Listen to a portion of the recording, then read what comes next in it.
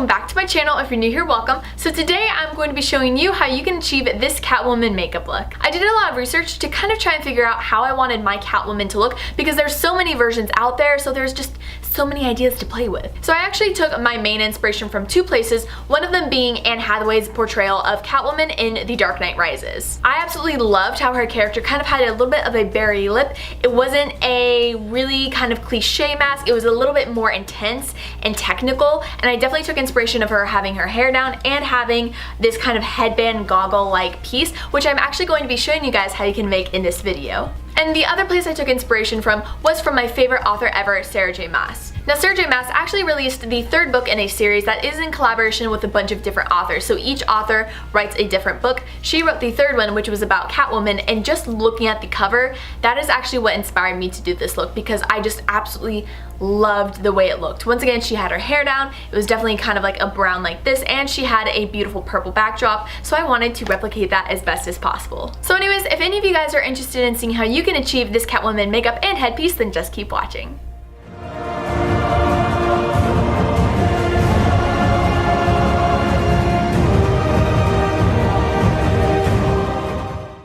Guys, so I'm just going to be showing you how I made my Catwoman cat ears. I personally took a lot of inspiration from Dark Knight Rises, being that I loved how Anne Hathaway's cat ears actually were goggles, and they actually just flip upwards and they end up looking like cat ears, and so I loved how modern and technical that looked, so that's definitely what inspired me to make these ears.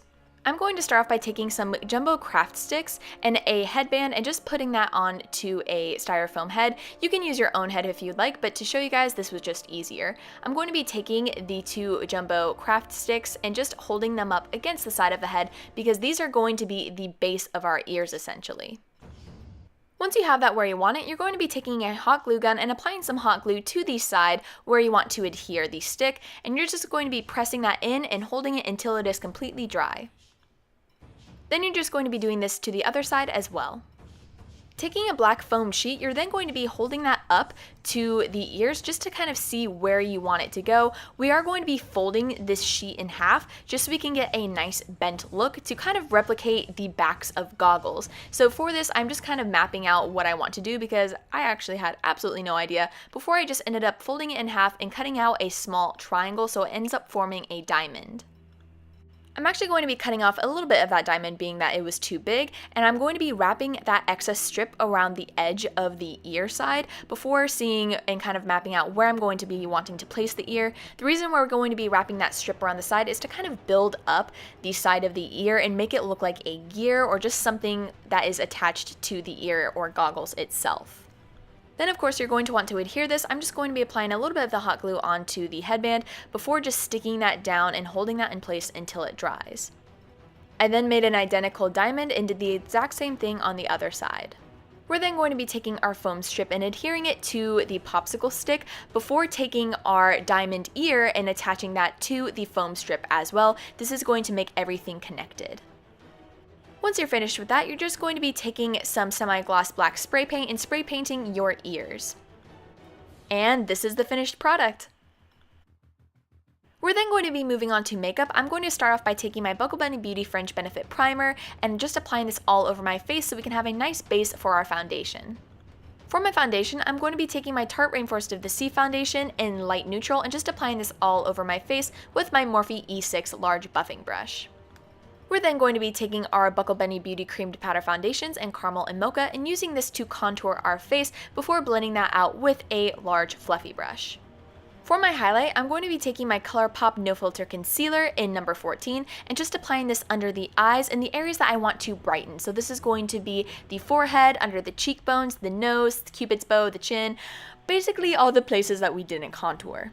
Then once that is set and we have filled in our eyebrows, we're going to be taking our ColourPop F5 small fluffy brush and just blending this all out before moving on to baking, and I'm going to be taking my Airspun translucent powder and just setting the concealer. I'm then going to be taking my Smashbox 24-Hour Photo Finish Primer and just priming my lids before moving on to my Morphe and Jaclyn Hill eyeshadow palette, taking this champagne highlight color and just applying that to my brow bone just so we can have a nice bright glow to shine from under the mask.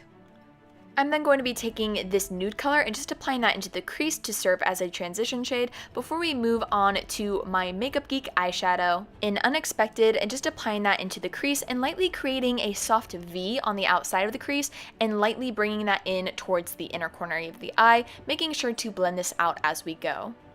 I'm then going to be taking this dark mahogany and this dark brown and just applying that into the crease as well, just to help darken it up a bit but not take away too much from the purple. I'm also going to be going back into that champagne highlight and just applying that right onto the lid, making sure to not disrupt the outer V eyeshadow. I'm also going to be going into this eggplant eyeshadow and just applying that onto the lash line to kind of make a little bit of an eyeliner, because I don't actually want to do cat eye for this look. I just kind of want to smoke it out and make it look a little bit more natural. I'm then going to be taking my black eyeshadow and just popping that on right on top of the eggplant, just to make sure to help accentuate the lash line a little bit more without taking away from the purple. We're then going to be brushing away the excess translucent powder so we can move on to the lower lash line. I'm going to be going back into Unexpected and just popping that onto the lower lash line before deepening up the outer corner with this eggplant color as well. I'm then going to be taking my Maybelline Lasting Drama eyeliner in Sleek Black and just applying that to my lower and upper waterline and my upper lash line as well. For my contour, I'm going to be taking my Physicians Formula Butter Blush in Plum Rose and just applying that to the areas that we had contour earlier, just to kind of add a little bit more of a colored contour before we go in with our Physicians Formula Butter Bronzer and just applying this over the contour just to help warm it up a little bit. I'm then going to be taking my Lorac Matte Blush in Tinge and just applying that to the apples of my cheeks before setting my face with my Morphe Continuous Setting Mist and going into my BH Cosmetics Spotlight Highlight Palette, taking Dream and Glow and just applying that to my cheekbones, my Cupid's bow, and my nose. For my lips, I'm going to be taking my NYX lip liner in Mauve and just outlining them before going in with my Tarte Rainforest of the Sea lipstick in Vacay and just blotting that all over my lips, because we want to have a nice wash of color without it being too intense or overpowering. And once we've finished with that, we're going to take our NYX Slip Tease lip lacquer in Karma Suya and just lightly applying that on top as well. Now we are finally moving on to the mask. I'm going to be taking my Marion Paradise paint in black and using this reference photo, I'm just going to be replicating the shape of her mask. What is really helpful is this is actually an artist's rendering of Catwoman, so it's actually really easy to see the brush strokes and the exact shape of the mask and also the details that were incorporated into it, so that you don't have to really look at the shadows of Anne Hathaway's real mask and actually try and figure out and decipher what exactly is going on there.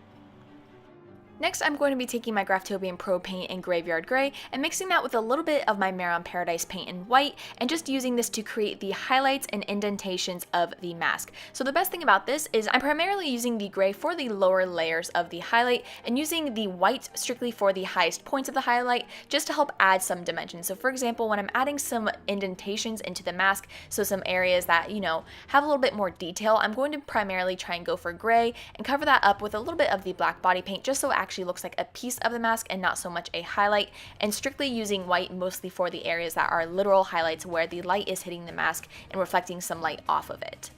I'm also going to be using these colors to create those dotted lines that are right above her eyepiece, and then we're also going to be creating some highlights on the sides of the nose as well. To help make this look more realistic and not so flat against the face, we're going to be taking this dark brown eyeshadow from our Jaclyn Hill Morphe palette. We're going to be applying this not only into the inside of the eye holes, but also on the outside of the mask to create the shadow to make it look like this mask is actually lifted from our face and actually three-dimensional.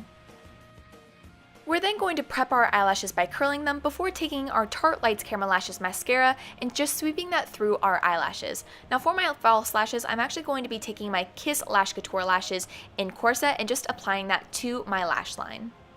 And last but not least, we're just going to be taking the champagne highlight and just popping that into the inner corner of our eye to help brighten that up a little bit more. And that is the completed look and headpiece. Thank you guys so much for watching. I hope you enjoyed. Leave a comment down below if you'd like to see next. Don't forget to give this video a big thumbs up if you enjoyed it, and subscribe to my channel so you can see more of my Halloween videos. I upload a new Halloween themed makeup look every weekday for the month of October, and a spoopy Saturday every Saturday for the month of October. So anyways, with all of that being said, I will see you guys in the next one. Bye! If I was slurring my words or just am overall not making any sense, it's because it's 7:26 a.m. and I haven't slept yet. And this honestly is getting to be some kind of sick game. It's practically the Russian sleep experiment in real life at this point. I mean, That's a look.